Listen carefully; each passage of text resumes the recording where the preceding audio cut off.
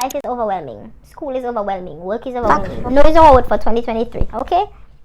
Me nah itch up under no man arm like Roland. Boss position, so no boy can't try program me. Rebel from day one. Real bad girl, so no boy can't try program me. Me no need donation. Autonomous, can't try come program me. Nanny never go a war for me, sit down in a twin. So I know that it has been a minute.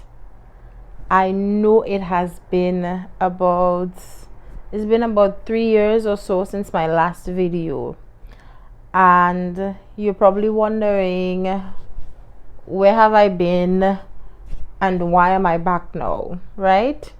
So for those of you who don't know me, my name is Almira Lewis. I am 24 years old from the nature isle of Dominica, and I started this YouTube channel when I was an undergrad in Texas. But a lot has changed since the last video, because the last video was during COVID time and I kind of disappeared, right? Well, after COVID, I entered into my last year of undergrad. So I was a senior and a lot was happening during that time, right? So I was looking for jobs. I had to apply for the optical practical training, which is something international students apply for, to work in the US for a year or more, depending on your major. And even beyond that, I went through post-grad depression, really bad, and just trying to navigate, everything and what I wanted to do, where I wanted to go. It was a really frustrating time for me, honestly. And I just did not feel that I was at my best to create any content for you guys, because I was really going through it. Then I finally got the actual kind of employment I wanted, and I worked for a year in health insurance, thank God, and that was a good time. And then the year ended and I had to figure out where was I going next. So I am currently living in Boston, Massachusetts. Yes, look at me. From a county girl to city girl. Excuse me, okay? So city girls up 1,000 points. Yes, absolutely. But I currently live in Boston, Massachusetts, and I moved here for a grad degree. So I am currently pursuing my master's in public health, and so that's what I'm currently doing with my life. There's so much that has happened since my move from Texas to Massachusetts that kind of grew up, I would say. And because of those things, I started seeing a therapist. And it was my therapist who recommended that I returned to the YouTube space and do it from the perspective of someone who has had some growing up to do, has grown up a little bit, and is still growing, right? Because we're continuously learning. Hopefully you can be encouraged or uplifted or feel like you are seen or you are not alone, because my experiences may relate to yours and vice versa. And just, encourage one another, just like a place to just air out some of the things that I go through mentally after moving here, and just seeing where it goes from there.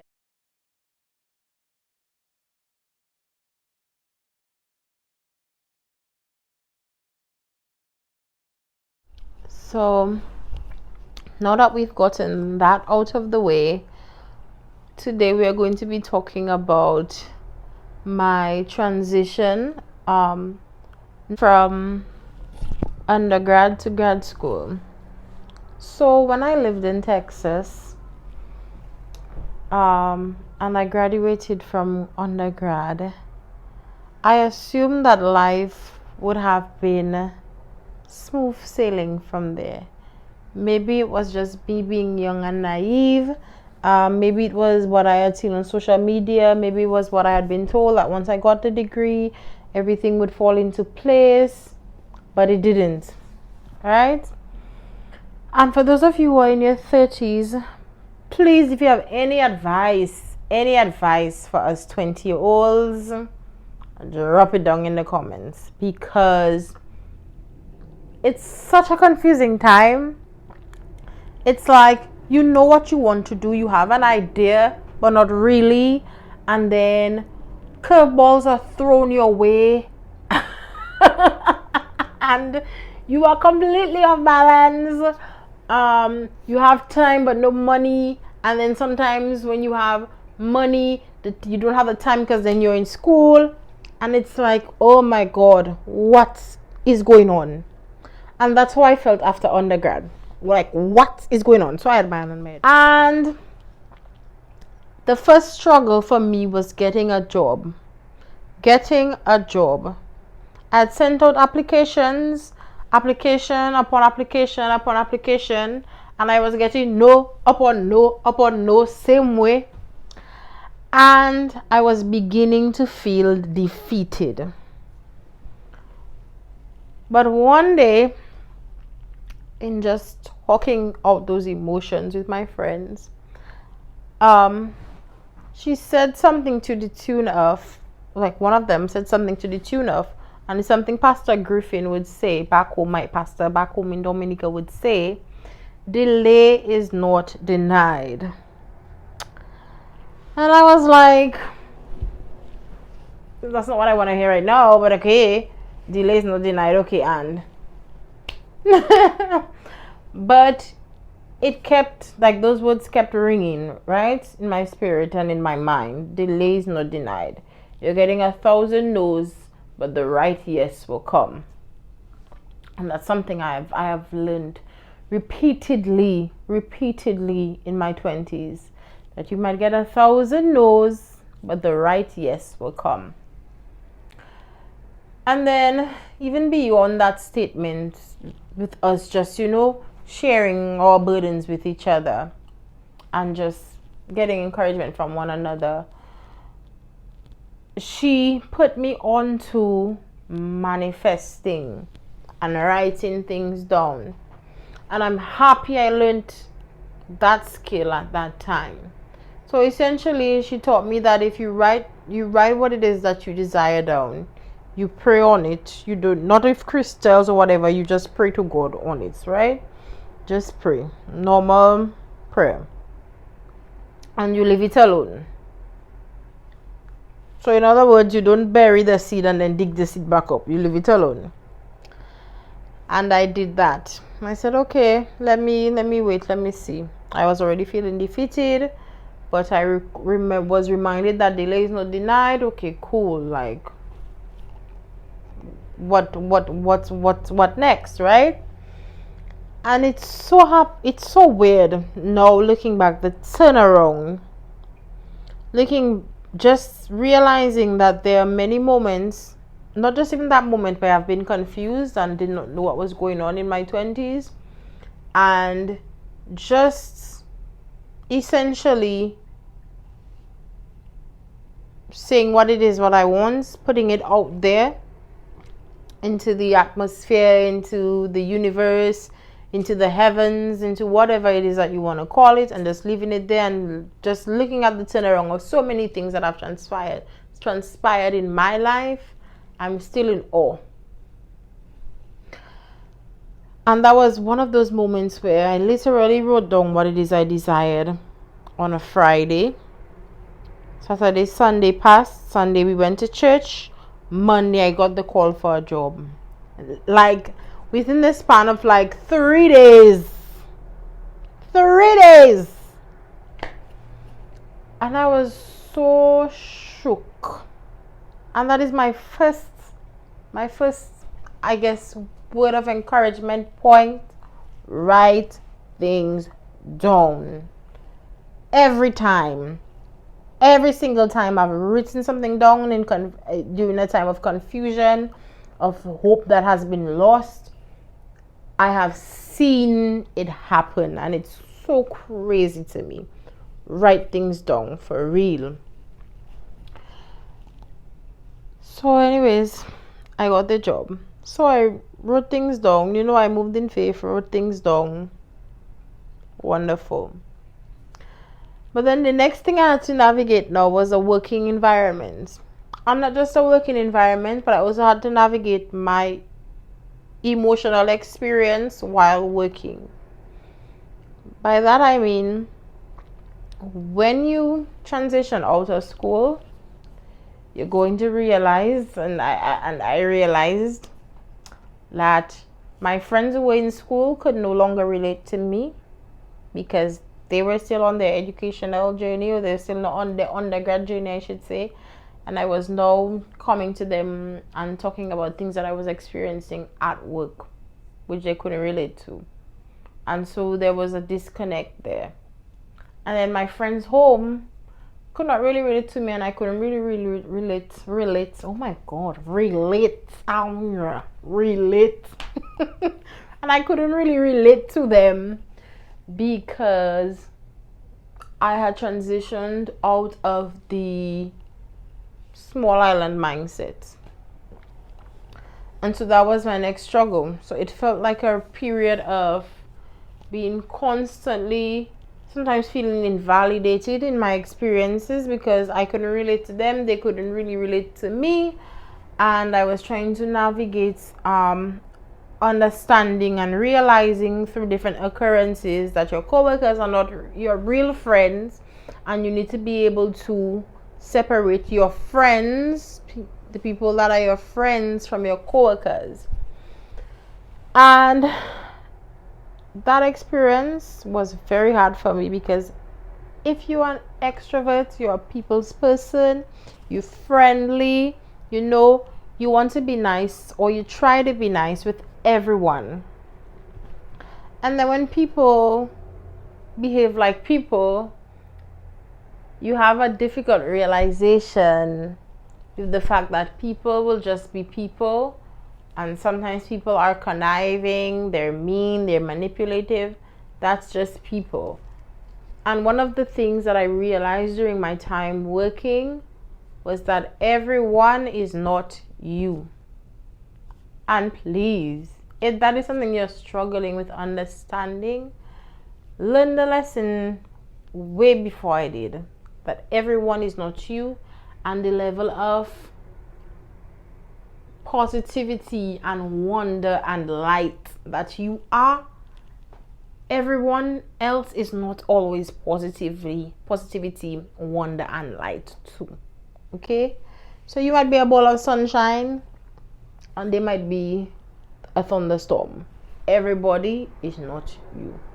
That is my second biggest thing. And so after realizing that everybody is not me, and that if I wrote things down, they could happen, I thought I was beginning to understand the world. In your 20s, you get a little cocky. You think you know everything and you understand everything, and woo, you excited about yourself, boy, because you feel like you're organized. Like Asake said, every year I organize. Some of us are wise, so in your mind, you're wise. You're the big boss. And then another thing happens. Life will humble you. Life will humble you. You see, when you think, I'm getting this 20s down packed. Look at me. Life will humble you. And my humbling curveball was having to move to Boston. So that's the next transition, right? So I had to move to a city for grad school where I knew nobody and I have no friends. And in Texas, one of the biggest things for me was that my friends had become my family. And I really struggled to mentally grasp the fact that I am moving. So I knew I moved. But when you get into a new place, it takes a while, or change occurs. It takes a while for your mind sometimes to really click with what is going on around you physically. That's what happened to me. So I was so excited. Ooh, look at me. I'm moving to Boston. City girls up 1,000 points. Apoi moi pani dots, which means after me, it do have more there. There are no other people after me. Simply meaning like, just look at me. I'm a boss. That's basically. And so I really kind of struggled. So one thing I've realized too, these 20s of mine, and I'm only gonna get 25 this year. Like my 20s are by far not finished. But so far, I've realized that it is a constant period of transitioning. And every time you think you've grasped a certain part in that journey, another thing happens, and you are taught constantly to be flexible and to relearn yourself and to relearn the people around you. And it may be that way for you too. Please let me know if that's our shared experience, right?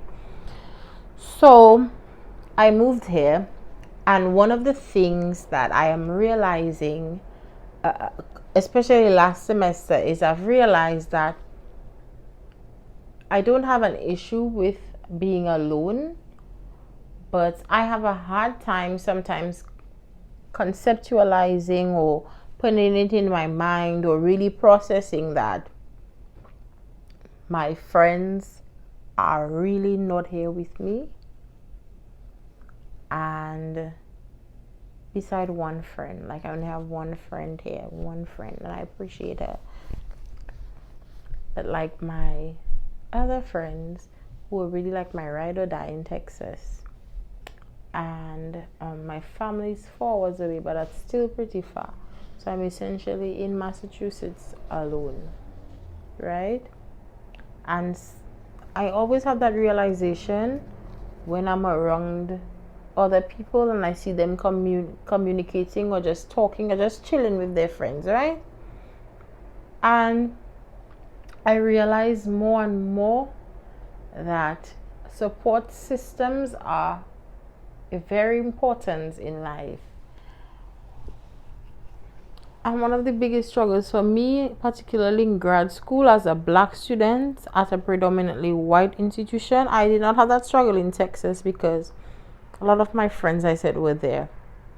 But moving to a city, now let me also say this. In Texas, I lived in a small county, so everyone knew everyone. Now I live in a city where the individualistic mindset is more prevalent. And so that can also be one of the things, that contrasts for me or is different. And I've realized that the PWI experience for me in Boston is very different in that I feel more so alone, and I think that feeling often comes from a space of sometimes I just feel really black in a white space. And it's not that anybody makes me feel uncomfortable or anything. It's just it's visible, right? It's in your face that hey, I'm possibly maybe the only like West Indian person that I've met. I haven't met any other West Indian person who goes to BU thus far in my program, at least in my public health program.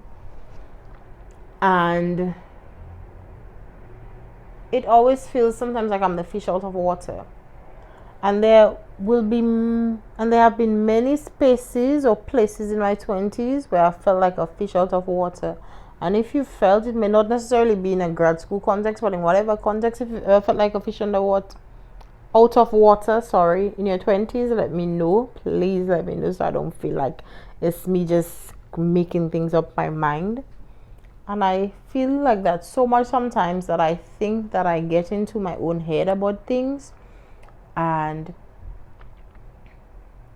I also at times might be sabotaging my own experience in that because I already feel like a fish out of water, I might not be making the friendships that I could make because I already feel that I am too different from these people to really associate myself with them and to really feel like we have anything in common.